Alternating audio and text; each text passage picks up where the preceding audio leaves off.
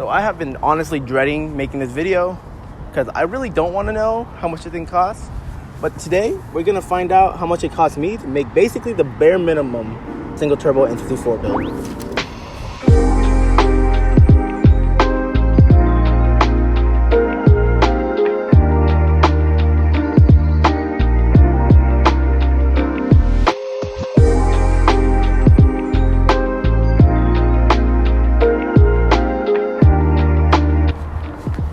So, most of you guys have clicked on this video to see how much I spent on this big boy right here because, you know, this is, you know, the big boy part. This is a custom turbo kit. The person who made the kit, I don't want to name because I don't recommend this kit. However, I did get the hot parts for $2,000. So hit that $2,000 somewhere up here, just add it up. And then this is a PULSAR turbo, which is AKA the eBay turbo. Hasn't let me down. I've got a lot of people on this right now. It was around 800 bucks, so all in with the kit. Just those stuff right there, $2,800. That, however, is not including labor to put the kit in. Everything else, the full bolt on, so we're talking about the charge pipe, relocation kit for the coolant, any of that stuff. That's gonna be roughly, I'm gonna say 600 bucks. On top of that, I actually have a port injection kit underneath the intake manifold. That was from Performance Fueling Solutions, or PFS, and that was about $1,000, including the controller, the AIC controller. I forgot about that part. I also forgot to mention injectors for the port injection plate. Roughly, it was actually closer to $1,200 for the whole port injection. So I also have a custom axle back. The custom work was about $500. Cool part about it is I have a genuine Tomei muffler from an R32 GTR. It cost me around $1,000 for doing both of those. 400 bucks for the muffler, around 600 bucks for the custom work. So this car does not have an upgraded high pressure fuel pump, but it does have a upgraded low pressure fuel pump.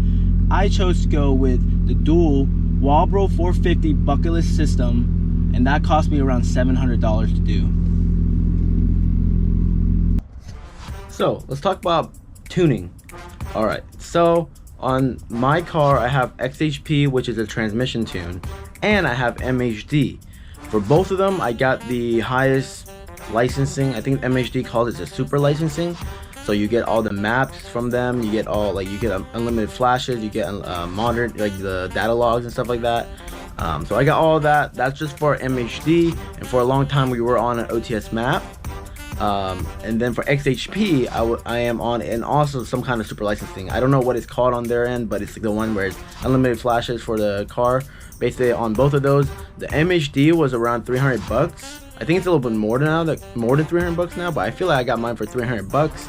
I got XHP, and that was around $180 to $200, something like that. So let's put it up there again. It's not on like a crazy fire or anything like that. It's on a very low 18 pounds map. So when I do get fully tuned, I am probably gonna be spending around $500 to $600 on the custom tune itself.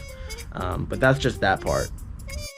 Now, a big thing that people won't really mention is all the miscellaneous maintenance and all the stuff that goes wrong with the N54. I've been pretty lucky on this car. Honestly, I haven't had that much things go wrong. But at the very beginning, when I first picked up the car, I basically took it into a shop with my buddy's shop and had them look over the car, change some things, do stuff like the front mount, which also, by the way, the front mount intercooler was, I believe, 400 bucks. Put it right there. I got the biggest one, the 7.5-inch step intercooler, because I knew that I was going to be going single turbo, so I wanted the biggest one. Anyways, stuff did happen to it. The coolant pipe, let me show you guys actually. This one pipe right here with this nipple that's in where this hose is going right now, that part actually came off. It just basically broke. It was so brittle. This is an old car, it makes sense. So we had to replace this whole thing, and that cost like 300 bucks or something like that. It wasn't pretty, it wasn't fun. So that was one of those maintenance things that happened right off the bat.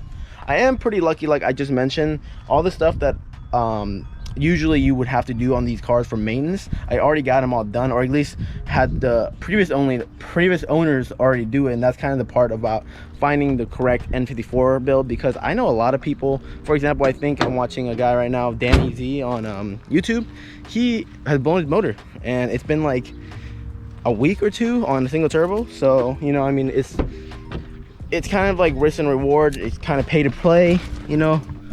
I know people that have spent way more money for a single turbo kit or in a single turbo build just in general, and I'm not finished yet, so this is kind of like I have a single turbo car, but it's not fully done, fully finished. I don't have wheels, I don't have tires. I mean, I have tires, but they're just on stock wheels right now.